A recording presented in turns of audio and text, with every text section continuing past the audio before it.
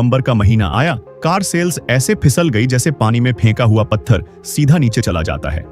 Tata Motors ने महिंद्रा और Hyundai को पीछे छोड़कर नंबर 2 की पोजीशन तो पकड़ ली, लेकिन महिंद्रा के साथ जो सीन हुआ है उसे देखकर आप सच में हैरान रह जाओगे। नमस्कार दोस्तों, आज की इस कहानी में हम उन नंबर्स की बात करने वाले हैं जो इंडियन कार मार्केट की असली सच्चाई दिखा देते हैं। अक्टूबर में दिवाली का जश्न चरम पर था, शोरूम में भीड़ थी और डिलीवरीज फुल स्विंग में चल रही थी। लेकिन नवंबर आते ही मार्केट में अचानक एक अजीब सा सन्नाटा क्यों छा गया? आज हम एक एक करके हर कंपनी का पर्दा उठाएंगे, उनके फिगर्स को समझेंगे और आपको बताएंगे कि इस महीने आपके पसंदीदा ब्रांड के साथ बिल्कुल क्या खेल हो गया। तो सीट बेल्ट बांध लीजिए, क्योंकि यह कहानी सिर्फ नंबरों की नहीं बल्कि मार्केट के उतार चढ़ाव, डिमांड के मूड और इंडस्ट्री के रियल ड्रामा की है, जो इस सफर को काफी थ्रिलिंग बनाने वाला है।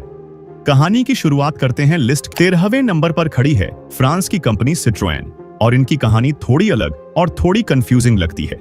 नवंबर में सिट्रोएन ने टोटल 1224 कारें बेची हैं, जबकि अक्टूबर में यह संख्या 1426 थी। यहां भी ग्राफ में लाल सिग्नल जल रहा है, लगभग 14% की गिरावट के साथ। सिट्रोएन की सबसे बड़ी कमजोरी यही रही है कि उन्होंने इंडियन मार्केट को थोड़ा हल्के में ले लिया। उनका सोचना था कि हम मजबूत सस्पेंशन, इंजन और कंफर्ट दे देंगे और लोग लाइन लगाकर गाड़ी ले जाएंगे। लेकिन इंडिया में सीन थोड़ा अलग है भाई। यहाँ खरीदार को सनरूफ भी चाहिए, बड़ी टच स्क्रीन भी चाहिए, ऑटोमेटिक ऐसे भी चाहिए और थोड़ा प्रीमियम फील भी चाहिए। अभी तक सिट्रोएन पब्लिक का पूरा भरोसा जीत नहीं पाई है और लगता है इस प्रोसेस में इन्हें और समय लगने वाला है। अब चलते हैं एक स्टेप ऊपर, 12वें नंबर पर, जहां मौजूद है जापान की एक कंपनी जो पिछले कई सालों से सिर्फ एक ही सहारे पर टिकी हुई है, निसान। निसान का हाल देखकर वही पुरानी लाइन याद आती है, डूबते को तिनके का सहारा, और निसान के लिए वह तिनका है उनकी मैग्नाइट। नवंबर के महीने में निसान ने सिर्फ 1908 गाड़ियां बेची हैं, यानी 2000 का आंकड़ा भी पार नहीं हो पाया।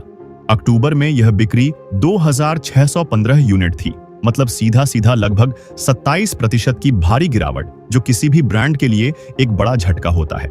निसान की असली समस्या यह है कि जब आप शोरूम में जाते हो तो देखने के लिए ज्यादा कुछ होता ही नहीं। एक कोने में सिर्फ मैग्नाइट खड़ी मिलती है। अब ग्राहक कब तक एक ही गाड़ी को बार बार देखे? कंपनी ने मैग्नाइट का नया अवतार भी लॉन्च किया है, लेकिन उसका असर भी सेल्स के नंबर्स में अभी तक साफ तौर पर नजर नहीं आ रहा। चलिए कहानी को आगे बढ़ाते हैं और अगले नंबर की तरफ चलते। 11वें नंबर पर आती है वह कंपनी जिसे लोग जर्मन इंजीनियरिंग का असली नाम मानते हैं, फॉक्सवैगन। रोड पर जब फॉक्सवैगन की गाड़ी चलती है तो उसका स्वैग अलग ही फील देता है, लेकिन सेल्स के नंबर्स में वही स्वैग कहीं खो सा गया है। नवंबर में फॉक्सवैगन ने कुल 3342 कारें बेची हैं, जबकि पिछले महीने यह आंकड़ा 4048 के आसपास था। यहां भी लगभग 17% की गिरावट देखने को मिलती है। फॉक्सवैगन की टाइगुन और वर्टस दोनों ही सॉलिड और अच्छी तरह से बनी हुई गाड़ियां हैं, इस बात में कोई शक नहीं। ड्राइव करते वक्त जो कॉन्फिडेंस मिलता है वह बिल्कुल अलग लेवल का होता है, और सेफ्टी के मामले में भी ये कारें टॉप क्लास हैं। लेकिन समस्या यह है कि अब ये मॉडल थोड़े पुराने लगने लगे हैं। बाजार में नए प्लेयर्स आ चुके हैं, नए फीचर्स आ गए हैं और फॉक्सवैगन अभी भी अपनी पुरानी स्पीड से ही चल रही है। इंडिया में ग्राहक का मूड थोड़ा अलग होता है। हर 6 महीने में उसे कुछ नया चाहिए, कोई नया फीचर, कोई नया अपडेट। फॉक्सवैगन को अब अपनी रणनीति पर दोबारा सोचना पड़ेगा, क्योंकि सिर्फ मजबूत बिल्ड का लेबल लगाकर आज के समय में सेल्स बढ़ाना मुश्किल हो गया है। लोगों को अब सेफ्टी के साथ साथ मॉडर्न फीचर्स का कॉम्बिनेशन भी चाहिए। अब चलते हैं कहानी के 10वें नंबर पर, जहां मौजूद है एक और फ्रेंच ब्रांड जो कभी इंडियन मार्केट में अपना दबदबा रखता था, रेनॉल्ट। एक टाइम था जब रेनॉल्ट का नाम सुनते ही मार्केट में एक्साइटमेंट आ जाती थी। नवंबर में रेनॉल्ट ने 3662 गाड़ियां बेची हैं, जबकि अक्टूबर में यह संख्या 4672 थी। यहां भी सीधा सीधा 21% की बड़ी गिरावट नजर आती है। रेनॉल्ट की सबसे बड़ी समस्या यह है कि उनकी करंट लाइनअप अब थोड़ी पुरानी लगने लगी है। क्विड, ट्राइबर और काइगर जब लॉन्च हुई थी तब इन्होंने मारुति की नींद उड़ा दी थी, लेकिन अब मारुति और टाटा दोनों काफी आगे निकल चुके हैं। रेनॉल्ट के पास फिलहाल कोई नई बड़ी और मजबूत पेशकश नहीं है। डस्टर की वापसी की बातें जरूर हो रही हैं, मार्केट में थोड़ी हाइप भी बनी हुई है, लेकिन वह कब लॉन्च होगी इस पर कोई साफ तस्वीर नहीं है। और जब तक डस्टर वापस नहीं आती, रेनॉल्ट के लिए 34,000 के सेल्स नंबर को क्रॉस करना भी एक बड़ा चैलेंज बना रहेगा। अब हम आ चुके हैं 9वें नंबर पर, जहां मौजूद है वह ब्रांड जिसके इंजन की कसम लोग सालों से खाते आए हैं। इंजन हो तो होंडा जैसा यह लाइन लगभग हर कार लवर के दिमाग में फिट बैठी हुई है। होंडा का नाम आते ही आंखों के सामने तुरंत होंडा सिटी की तस्वीर आ जाती है। लेकिन अफसोस दोस्तों, सच्चाई यह है कि सेडान का दौर धीरे धीरे फीका पड़ता जा रहा है। आज के बाजार पर एसयूवी का नशा छाया हुआ है। नवंबर के महीने में होंडा ने कुल 5204 गाड़ियां बेची हैं, जबकि अक्टूबर में यह संख्या 6394 थी, यानी लगभग 18% की गिरावट। होंडा ने अपनी नई एसयूवी एलिवेट से काफी उम्मीदें लगा रखी थीं। शुरुआत में एलिवेट ने थोड़ा बज भी बनाया, लोग शोरूम तक पहुंचने लगे, लेकिन अब ऐसा लग रहा है जैसे उसका जोश भी धीरे धीरे ठंडा पड़ रहा हो। होंडा की सबसे बड़ी समस्या यही रही है कि यह कंपनी अक्सर समय के साथ चलने में थोड़ी देर कर देती है। जब दुनिया टर्बो इंजन और सीएनजी ऑप्शन की बात कर रही थी, तब होंडा सिर्फ पेट्रोल पर ही टिकी हुई थी। और जब आज दुनिया इलेक्ट्रिक की तरफ भाग रही है, तो होंडा हाइब्रिड के चक्कर में अटकी हुई नजर आती है। पूरे इंडिया में सिर्फ 5000 के आसपास गाड़ियां बेचना होंडा जैसे लेजेंडरी नाम के लिए एक वार्निंग बेल है। अगर एलिवेट की बिक्री में और गिरावट आती रही, तो होंडा के लिए भारतीय बाजार में सरवाइव करना काफी मुश्किल हो सकता है। अब कहानी आगे बढ़ाते हुए हम पहुंचते हैं 8वें नंबर पर, और यहाँ के आंकड़े देखकर सच में पैरों तले जमीन खिसक जाती है। यहाँ बैठी है स्कोडा। स्कोडा के साथ इस महीने जो हुआ है, उसे आप सीधा सीधा बाजार का भूकंप कह सकते हैं। नवंबर में स्कोडा ने 5491 गाड़ियां बेची हैं। आप कहोगे होंडा से तो ज्यादा ही हैं, इसमें प्रॉब्लम क्या है? प्रॉब्लम यह है दोस्तों कि पिछले महीने स्कोडा ने 8252 यूनिट्स बेची थी, मतलब सीधा सीधा 33% की भारी गिरावट, और यह पूरी लिस्ट में सबसे बड़ा फॉल है। अब सवाल यह उठता है कि आखिर स्कोडा के साथ अचानक ऐसा क्या हो गया? क्या लोगों ने एकदम से स्कोडा लेना बंद कर दिया? सच्चाई यह है कि इसके पीछे एक बड़ा कारण इनकी नई छोटी एसयूवी काइलैक हो सकती है, जिसने मार्केट में उम्मीदें तो काफी बना दी, लेकिन सेल्स के नंबर्स उस हाइप का साथ देते हुए नजर नहीं आ रहे हैं। अब 7वें नंबर पर खड़ी है वह कंपनी जिसने इंडिया में कनेक्टेड कार्स का ट्रेंड शुरू किया था, एमजी। एमजी मोटर ने नवंबर के महीने में कुल 5754 गाड़ियां बेची हैं, जबकि अक्टूबर में यह संख्या 6397 थी। यहां लगभग 10% की गिरावट देखने को मिलती है, जो बाकी ब्रांड्स के मुकाबले थोड़ी राहत वाली बात लगती है, क्योंकि अभी हमने 23% और 33% जैसे बड़े ड्रॉप भी देखे हैं। एमजी की नई कार विंडसर ने मार्केट में थोड़ा सा बज क्रिएट किया है, और उनकी इलेक्ट्रिक कारों की बिक्री भी ठीक ठाक चल रही है। लेकिन हेक्टर और एस्टर जैसे पॉपुलर मॉडल्स की डिमांड अब पहले जैसी मजबूत नहीं रही। अब कहानी एक नया मोड़ लेती है, क्योंकि हम टॉप 6 के जोन में एंट्री कर रहे हैं, जहां कंपटीशन बिल्कुल ब्लेड की धार जैसा तेज हो जाता है। 6ठे नंबर पर आती है किया। जब किया ने इंडिया में पहला कदम रखा था, तो मार्केट में सीधा तूफान आ गया था। सेल्टोस और सोनेट देखते ही देखते हर घर की विशलिस्ट बन गई थी।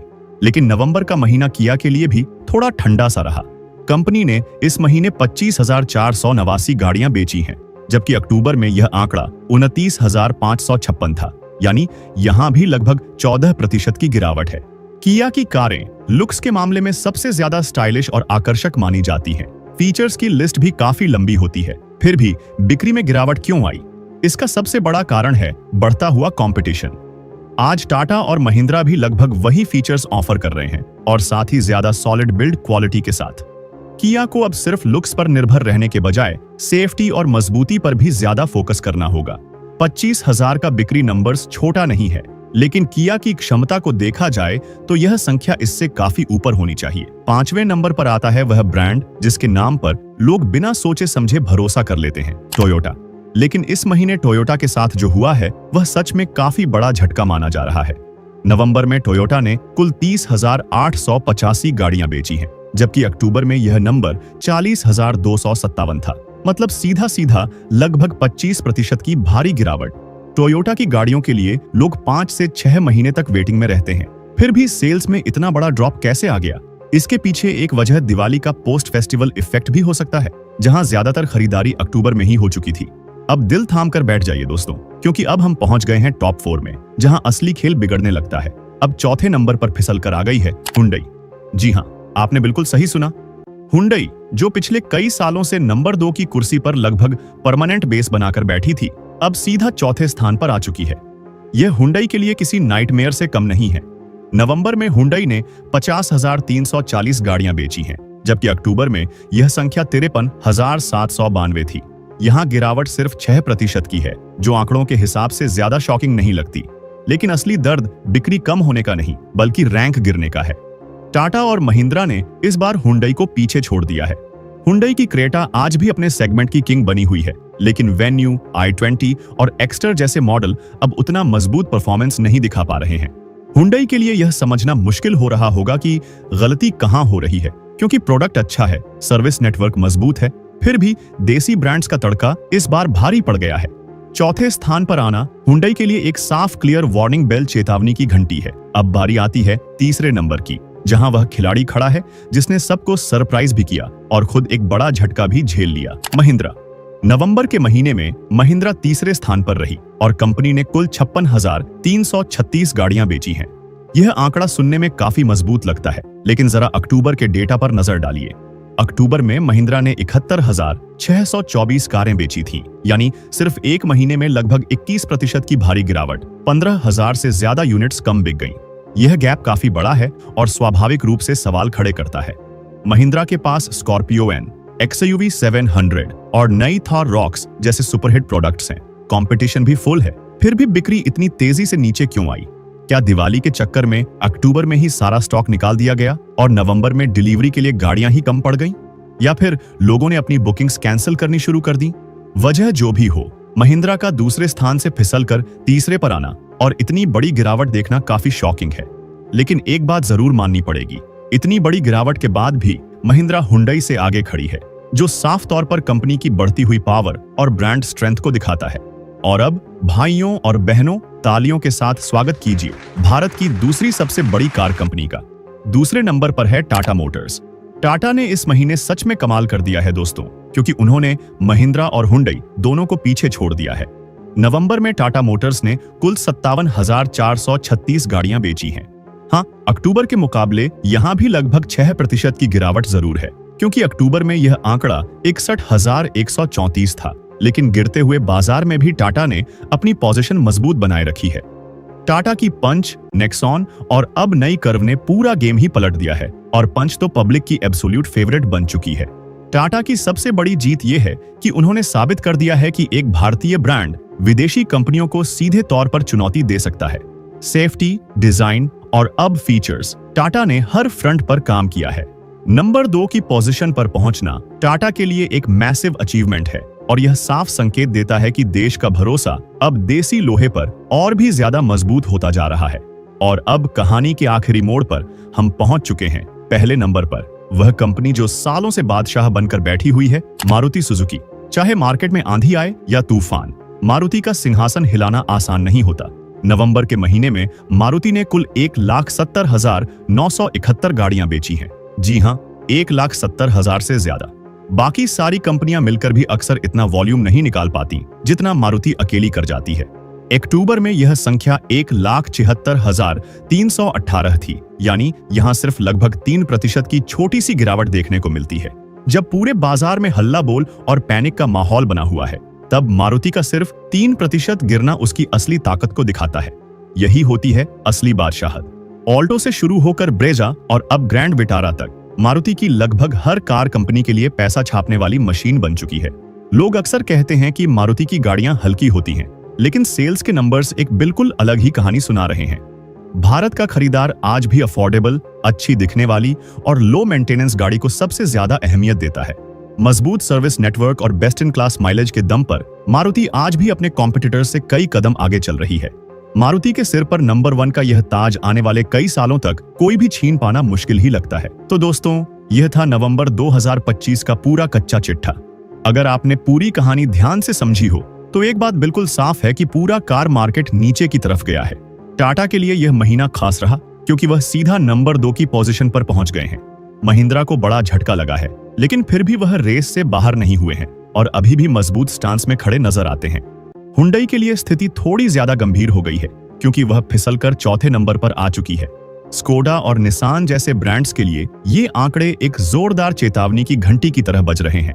मार्केट का यह उतार चढ़ाव चलता रहता है, यह कोई नई बात नहीं है, लेकिन एक सच्चाई अब बिल्कुल सामने आ चुकी है। भारतीय ग्राहक अब पहले से काफी ज्यादा समझदार हो गया है।